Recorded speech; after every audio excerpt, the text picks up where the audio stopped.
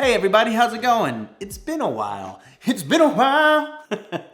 Oh, I'm not gonna do it. You know, there's this narrative going around, this story being told by all the Airbnb gurus and all the land that say, hey, rental arbitrage, you can get started in Airbnb with no to low money down and you can be making $4,000 to $8,000 a month on Airbnb by just renting an apartment and putting it back on Airbnb and renting it again. Well, my little chickens, this could happen, but it's not all that it seems. And today I want to talk about my true thoughts, my honest thoughts on the concept of rental arbitrage and if it's right to start an Airbnb business through this method. All right, so a little backstory here. Whew, I just ran up and down my steps and I am winded from it. I've actually been running lately, as if it's been like something I've been doing for a decent amount of time. Really, I've only been running for like the last week or so, but it feels good. It feels good to get back into it. Why are you doing this? I just felt like running. Speaking of getting back into it, let's get back into the video.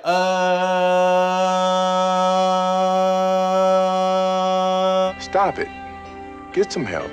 I was just curious how long I could do that. And by the way, if you want like a little refresher on the top 5 Airbnb business models, I put them together in this fancy schmancy little PDF. So I'll leave a link down in the description for you to download it. So here's the rundown. You go and you find a landlord who's leasing their apartment or their house or their townhome or whatever piece of property that they have. And you say, hey, landlord, I would like to lease this from you. And then I would like to put this back on Airbnb and run a small business out of your unit. You get the stability of a 12-month tenant, and then I get to make a little bit of money too. So you go and you sign the lease, you go and furnish the apartment, and then you list it on Airbnb. Now theoretically, let's say that your monthly rent on that is going to be about $1,500 a month. Basic math here on a 30-day month means you're going to be paying $50 a day in rent to live in that place. So when you go and you relist it on Airbnb, theoretically, in order for you to not lose money, you would want to rent it for more than $50 a night. Now, it's not just the rent that you have to take into account here. You have to think about your utilities, electric, gas, water, and other expenses that might come along with an Airbnb, like cleaning supplies. So let's say that you have another $400 in utilities and cleaning supplies. The amount of money that it takes to operate this Airbnb is $1,900 a month, or $57. I can't do it without a calculator. Hold on. I don't even know why I tried. That was so dumb. Or $63.33 a day to run this Airbnb. So now we know it costs us $63.33 a day to run this Airbnb. So in order for me to make a profit, I have to list it for more than that and hopefully make a profit, hopefully a decent profit. So I'm going to go and list it for $100 or $150. And that will help not only offset the expenses, but the vacancy within it. So let's split the difference there and say it costs you $125 to do so, all right? Let's say that you're booked 100% of the month. Yeah, just humor me here. That means that you would be pulling in $3,750 every single month. Now, if we subtract our $1,900 expense, that means we are left with a profit of $1,850 a month. Wow. Isn't that amazing? That's so much passive income that you could be making every single month. Imagine if you had 40 of these or 100 of these. You would be making $200,000 a month. Is the dream that we're sold with the whole rental arbitrage business model. And it's not like it's untrue, it is technically feasible to do that. But what I just described to you is the picture perfect scenario. You go and you find a landlord that's like, oh, this doesn't sound risky at all. Sure, rent my place and make it into a party house. No, it's only $63 a day to run and I'm gonna be charging $125. And so if I'm booked 100% occupancy, which why not? That's $1,850. I should definitely join this guy's course.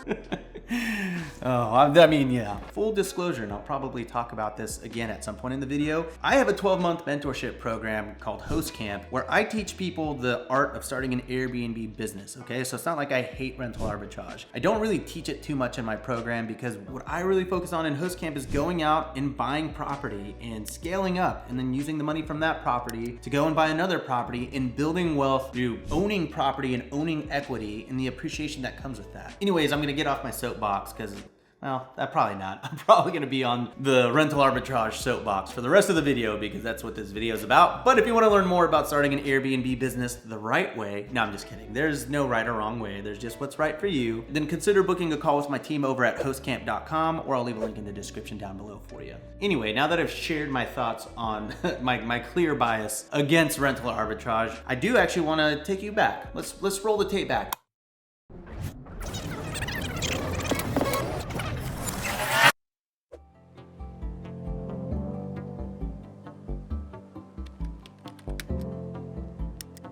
I actually started my Airbnb journey in rental arbitrage. I moved to Los Angeles, I was renting an apartment, I bought a house, and instead of paying $2,000 to break the lease, which was a lot of money for me at the time, I mean, it's a lot of money now, don't get me wrong, I decided to just list it on Airbnb. And you know what? I was making really great money, like truly great money. And then we went out and we actually learned how to do this, and we got a couple more apartments. And again, they were cash flowing really amazing amounts. Like the first rental arbitrage apartment that I ever got was literally paying like $1,000 to $2,000 a month in pure profit. Like my net at the end of the day was anywhere from $1,000 to $2,000, and I was just stacking that up every single month. I never really touched it. I really have never touched my Airbnb money. I would always reinvest that back into my properties and my portfolio, and thank goodness I did, because now I have a portfolio that I'm proud of. So believe me when I say, like, I've been there, okay? I tried rental arbitrage and it worked. It was really great. Now, it wasn't totally passive, right? Like, I don't think Airbnb can be totally passive, but I had a pretty good system going, you know? And I only lived 10 minutes away, and things went wrong all the time. Like the Karen lockout incident I talked about on the channel not too long ago, where the maintenance crew showed up totally plastered because they had to leave a wedding to come and unlock this door, and it was just like,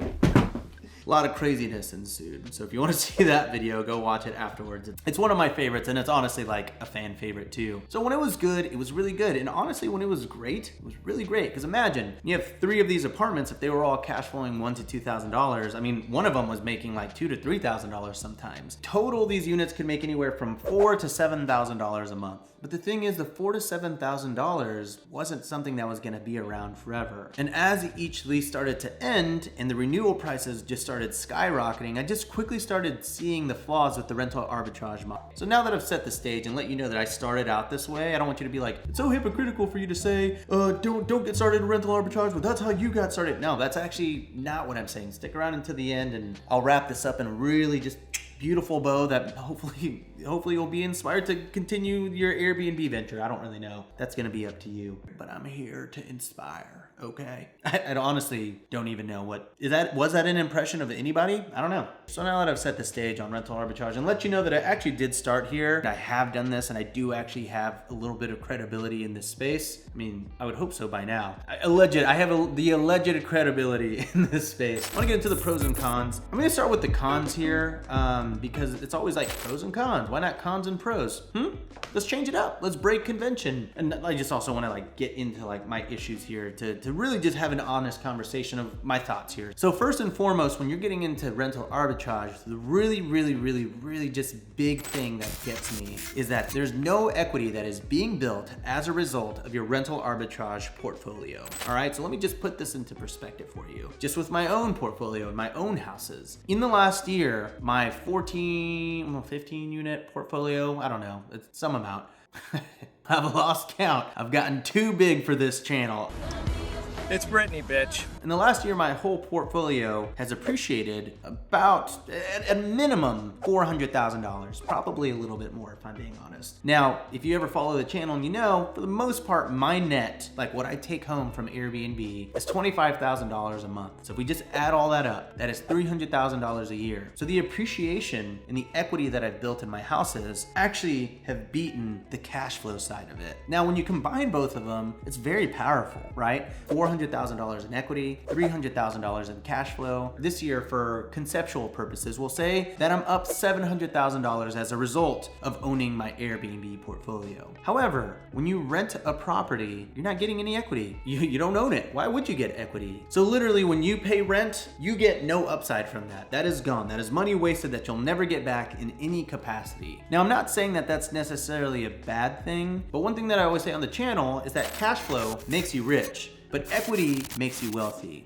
And in my mind, being rich is a very temporary thing because you can lose it like that. You know, you could make $25,000 a month on Airbnb. You can make that this month and you can say, oh my God, I'm rich for this month. But then what happens? You spend the money and it's gone. You could literally spend the 25K and it's like it's over. And the richness becomes brokenness and then poorness, right? Like if you just keep spiraling down. Whereas with equity, honestly, one of the things that I hate, one of the things that I love about real estate, you know, real estate is kind of illiquid, right? It's not necessarily super easy to just pull money out of your different real estate investments. And so when you build all this this equity in all your different properties, you've got your money parked in properties. And if you wanted to, you could go and sell those properties and get that cash and become rich again, right? Or you could just leave it parked there, let it appreciate, and continue buying more properties. So that's really one of the big rubs with Airbnb rental arbitrage, is that it's a very cash flow heavy model. And yeah, it's theoretically possible to build up your monthly revenue to 25, 30, 35, 40, 50, 60?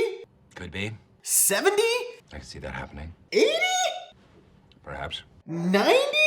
I could see that as a very real possibility. $100,000. So stupid. But it is theoretically possible to get up to $100,000 per month, okay? But here's my next, probably my biggest rub with rental arbitrage. I don't know, I'm torn. Yeah, this is probably the biggest rub that I have with rental arbitrage.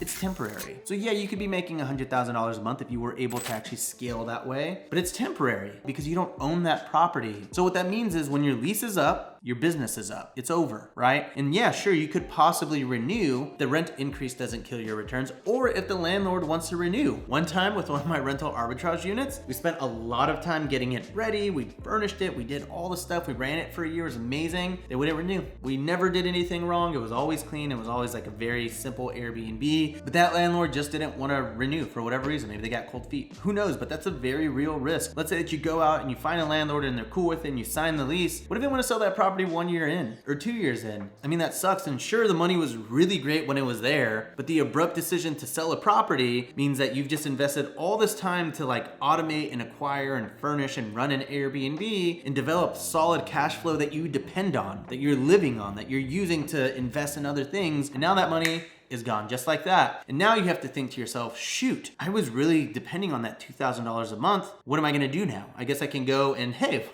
I don't know, maybe go rent another apartment, you know, and then you repeat that whole cycle again. And so this is something you really have to think about, especially if you can work your way up to 5, 10, 15 units. If a lot of those aren't renewing or a lot of those landlords decide to sell the property, you're kind of gonna be left with all this furniture that you have to give away, donate to Goodwill, or sell at a huge loss on Facebook Marketplace, where people are gonna be sending you, hi, still available? Messages all day, and then you're gonna respond, and then they're gonna ghost you, and it's like, why did you even ask, bro? So something to consider there. Another really big sticking point, which really applies to all of Airbnb in general, but hear me out on this, it's regulations. Meaning when a city decides to strike down Airbnb, for example, and you're forced to close your unit, you're kind of gonna be screwed there too, because yeah, again, you were depending on the money. Now here's where you're probably gonna say, well, Rob, I mean, that's gonna be the case no matter what kind of Airbnb you own, so I don't really see how that's relevant in this particular video. Well, Marjorie, let me tell you, you have options when you own a property, right? So if you go out and you acquire a property and you turn it into an Airbnb and the regulations push you out, there are things that you can do. You can turn it into a midterm stay. In fact, this is something that I did in LA whenever they imposed regulations on me. I actually now host my Airbnbs in LA 30 days at a time. And so because I do that, it is no longer considered a short-term rental. It's considered a long-term rental in LA now. And so I'm able to skirt around the short-term regulations. So you can always turn it into a midterm rental, a long-term rental, or guess what? You've been paying down the principal because your mortgage actually goes towards that versus rent going towards nothing whenever you're paying a landlord. And hey, maybe you can just sell the property. And if you were in my position in LA, I bought that house for $624,000. It's worth about $1.25, $1.3 million now. I've doubled my money on that investment. So if I had to sell it,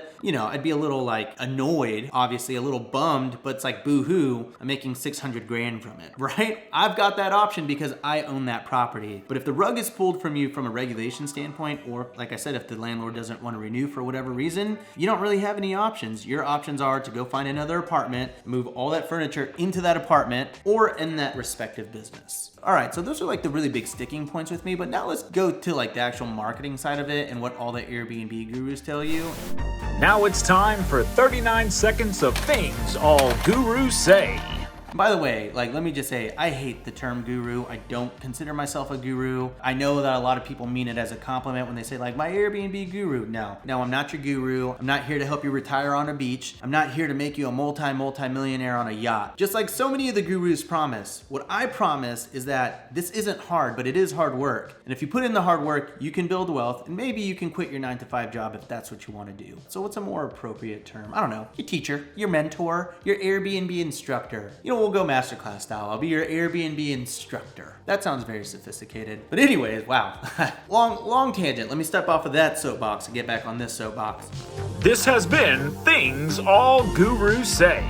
The marketing around And rental arbitrage is really great because they're gonna say, oh, all you have to do is talk a landlord into doing this, and boom, you can make thousands of dollars a month. Well, here's the deal. It's not that easy. Like, it's not. I've done it a lot. For every 100 times that you try this, you're gonna get 1 yes for every 99 no's. And that's pretty common in real estate, but I just want you to understand that it's not so simple as hitting up a landlord and saying like, hey man, I wanna turn it into an Airbnb, you cool with that? There are so many objections that they're gonna face you with, right? They're gonna say, oh, I want the stability. Oh, I don't want the wear and tear. Oh, I don't want murderers in my place. Oh, I heard that they burn down houses all the time for fun. Like whatever misinformation is out there, landlords are gonna use that against you when you're trying to negotiate with them. And it's usually just like a hard no from the beginning, right? It's very, very uncommon for you to approach a landlord and they'll be like, sure, this sounds cool, why not? I mean, sure, I could just go and rent it long-term and do zero work at all and like do what I've done my whole life. Or I could just like take this giant risk with you and like, you know, make the same amount of money.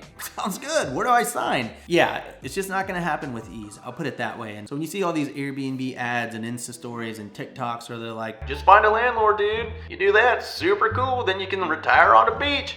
It's just not true. You're gonna work your ass for it. Sure, if you do it, it'll probably be worth it because it's pretty decent income, but it's not gonna be an easy journey to get there. Another thing to keep in mind here, when something breaks or goes wrong in the actual apartment or the townhome or whatever you end up going with, let's say that you go the apartment route, they typically have maintenance people that will come and fix that stuff. Now, in my very first apartment, it was like 500 units and it was just one maintenance team and they weren't super fast. So when a light bulb went out or there was like a leaky faucet or the toilet wasn't working or the bathtub wasn't draining, whatever it was, I had to wait. And sometimes I had to wait several days for them to come and fix it. And it was just always an annoyance because they don't want you messing around with their apartments. They want their qualified people to deal with it. And so if they ended up taking a long time, I might have to refund a guest or I would have to call my own handyman to come in and fix the problem. And it can just be a little bit of a mess there. Another quick point here, in order to hit your returns on Airbnb arbitrage, you're typically not gonna be setting a very high furniture budget. And that means you're gonna be buying cheaper grade furniture and it's gonna break on you. This is why I always talk about furnishing your units with quality furniture, because if you buy cheap furniture, you're really gonna suffer several times here, right? You're gonna buy the cheap furniture and then it's gonna break and then you're gonna try to fix it and it's not gonna work. Or you might fix it, but then it breaks again the next month. Then you have to replace it, okay? And then you have to find someone to throw away the broken version of it and then assemble the new one, and then that's probably gonna break. And then you're gonna get so tired of it that you're gonna buy the nice one that you should have bought from the beginning, which is why I always say buy nice, not thrice. I guess while we're here, no, it's fine. Yeah, you know what?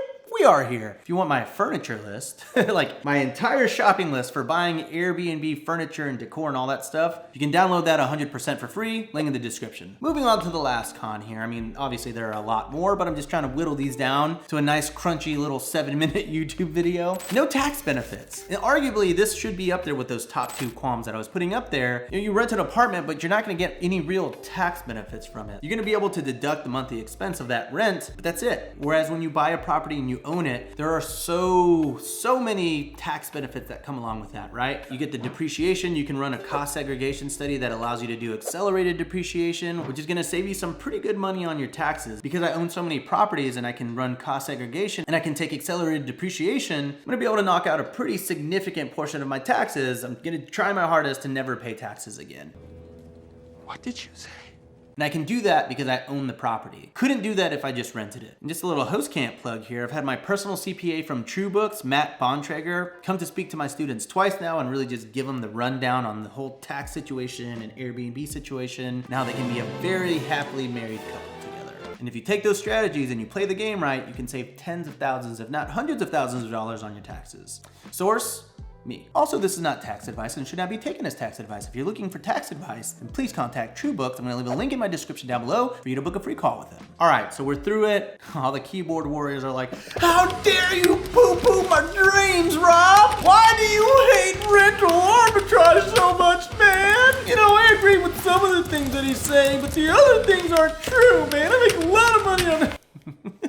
I'm getting to that point of the video where I'm like, what actually has happened in the last hour? Okay, let's get to the pros here of rental arbitrage. You know I hurt some feelings here, but there are some upsides here, okay? One, I kind of talked about it. I've really talked about it more from a downside, but this is an upside: cash flow. Rental arbitrage is a really great business model for building cash flow. It is possible to scale up from 1 unit to 2, 3, 4, 5 pretty easily with rental arbitrage. And honestly, what's really great about it is that if you're very diligent and you're very stingy with your budget and you save your money, you can keep rolling that into a new apartment apartment or new home or new townhome that you decide to rent. And don't forget, if you want my POV on the top 5 Airbnb business models, you can download this. I'll leave a link in the description below. But the reason that you can scale so quickly with rental arbitrage is that it's a very low cost way to get into Airbnb. You can really get into rental arbitrage for anywhere from like, you know, they're gonna say like $5,000 to $10,000. I think like $7,000 to $10,000 is a little bit more reasonable. Most people, I'm not gonna say most, I'm gonna say a lot of people can feasibly save up $7,000 to $10,000 if they really just worked for it and like, you know, grinded. Maybe they had an extra job, they have a side hustle. They could use that $7,000 to $10,000 to get into their very first Airbnb apartment. And if the numbers hold true, and you can actually make, like I was making, $1,000 to $2,000 of profit every single month, we'll call it 15 grand. Before the first year is up, you would theoretically have enough profit to start another Airbnb. And now you have 2 Airbnbs. And if you save that money very diligently and you had 15 and 15 from 2 different apartments, you could use that 30 grand to get into 3 more apartments. So you can kind of see how it compounds a little bit. And honestly, like as I talk through this, I would like to put together a video on like how to actually successfully pull off a rental arbitrage Airbnb, but I'm conflicted because I'm out of the rental arbitrage game and I'm focused on acquiring property every single day. But I don't know, I do like to teach it at the end of the day, right? I like to teach strategy, and at the end of the day, I just want to make Airbnb more approachable for the everyday person. So if enough of you want me to like do a deep dive into rental arbitrage,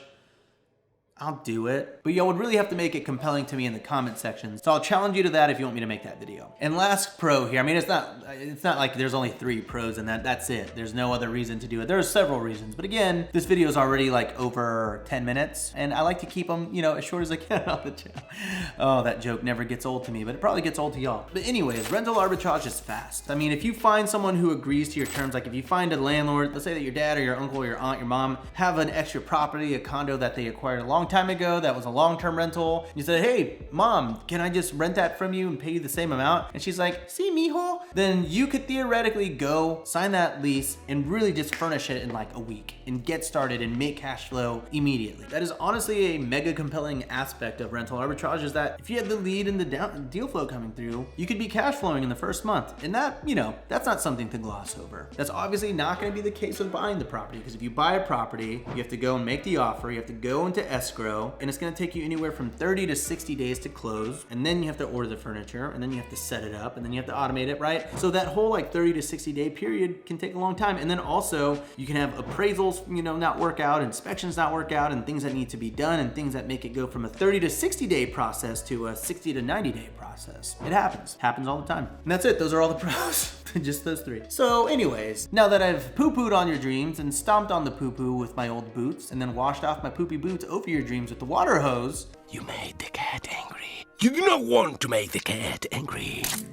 now what, Rob? Now I want to talk about scaling and how maybe you can consider, you know, approaching your Airbnb investment strategy. I am not against rental arbitrage. I truly am not. But what I don't want you to do is get into the rental arbitrage game and then go up and scale into 100 units. I think it's a very, very risky thing to do. I think when the pandemic first started, it put all Airbnb hosts in a bind because we were no longer getting bookings, because Airbnb canceled all of the bookings on our behalf without our permission and didn't give us a say in the refunds. Well, for the people that had mortgages, yeah, we were in tight spots, but really we had the option for like loan forbearance. Is that what it's called? Whenever you can like pause. Yeah, I think it's loan forbearance. I don't want to look it up if I'm being honest. We had the option of loan forbearance where we could, or what is it? Paused mortgage statements. Gosh, I guess I'm gonna look it up. Forbearance. I'm just gonna go with that. We were able to go under a temporary forbearance with all of our mortgages, and that's not necessarily the case for all the rental arbitrage operators. I mean, maybe they were able to negotiate with their apartment complex and their landlords, but I'm not really sure it worked out in their favor. If you're a rental arbitrage operator, please let me know in the comments down below if you were able to, I guess, forbear? If you were able to pause your rent payments during COVID. But on top of that, I talked about how regulation is a really big risk to rental arbitrage, because if they strike down Airbnb in your city, you have to figure out what to do with your furniture. I think there was like a big Airbnb influencer who had like 100 units in a city where it got struck down, and then they had to like close all the 100 units. And like, that's, you know, that's not a fun day. I feel bad for that guy. That's such a bummer, because he worked really hard to get there, and then the city's just like, no, we don't want you anymore. Sorry. And he's like, oh, okay, I've got like 800 couches now. What do I do?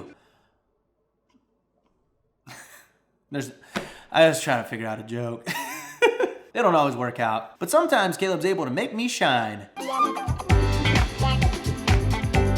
anyways, don't get into 100 rental arbitrage units. I do think that that's the worst thing that you could do. What I want you to do is diversify. If you just look at my portfolio, what I've gone through, I've really diversified just because I think it's fun. I really like to have different experiences for people. I started off in rental arbitrage, then I did a little bit of glamping, then I did tiny homes, now I've got luxury. And so for me, I know that if one of these business models weaken or fail or whatever, the rest of my portfolio can carry the weight on a really bad investment. Now, luckily, I've never really had a bad investment, but theoretically, I'm covered. I've covered my bases because I've been able to diversify so well over the last 4 to 5 years. Oh, my throat is hurting. My throat is hurting. Anyways, I want you to diversify, okay? And then also, if you choose to start with rental arbitrage, which again, I think is totally fine, what I really want you to do is to parlay your cash flow from that into buying properties, all right? That's really what I want at the end of the day. So ideally for me, I see you start in rental arbitrage if that's something that you want to do, but I don't want to see you end with rental arbitrage. In fact, once you leave it, I want you to never come back to it. I want you to just focus on how you can scale up acquiring more properties. I really do, because I don't want you to just make good cash flow. I want you to become wealthy. I want you to create generational wealth. I want you to pass that down to your family. That is my desire for you as the Rob Mob who are trying their hardest to get into the Airbnb game and figure out this whole world of short-term rentals. I don't want you to do it for $1,000 a month. I want you to do it for that $1 million net worth that you've been working so hard for. Again, I'm not here to make you a millionaire. I'm not your guru. I'm not like, I'm gonna make you millions. You are going to make you millions. That's something that you can control, but it's not gonna happen overnight. And that's the difference between what I have to say and what some guru has to say. You can become a millionaire from Airbnb. I did it, all right? I had a tough time getting there. It was really hard. I worked my butt off. And it wasn't because of YouTube either. I was already on track for that. But I worked for it, and I was grinding forever. And I was like constantly looking at Airbnbs and comping things out and analyzing it. And I was able to get myself there through hard work. But the only reason I became an Airbnb millionaire I don't know why I'm moving this hand so much. It's because I acquired property and that property appreciated. I did not become an Airbnb millionaire because of rental arbitrage, but what I was able to do was take my profits and my cash from arbitrage to acquire property that then appreciated and made me a millionaire. It's as simple, maybe it is as simple as they say. Yeah, it wasn't simple, but hopefully you get my point. Take that cash flow, reinvest it. Don't ever spend your Airbnb money unless you just want to keep working harder to make more money, to make up for the money that you spent, and keep grinding and buy a house, a duplex, start a glamping tent, do a little rental arbitrage, build a tiny house, a tree house, diversify. That's my advice for you today. Cool? Does that all sound good? Are you motivated? Did I inspire you? Or did I just completely take all the air out of your balloon? That's not a phrase, but it is now. Hopefully I didn't take all the air out of your balloon. And we will end it there, my friends. Again, if you want to learn Airbnb the way I do it, with my philosophies and my point of view and how I approach scaling up your business, and you want the whole entire A to Z blueprint, consider booking a call with my team over at hostcamp.com, or you can click the link down in the description below, and we'll see if my 12-month mentorship is right for you. Also, thanks again to Here for sponsoring today's video, and I will see you guys next week.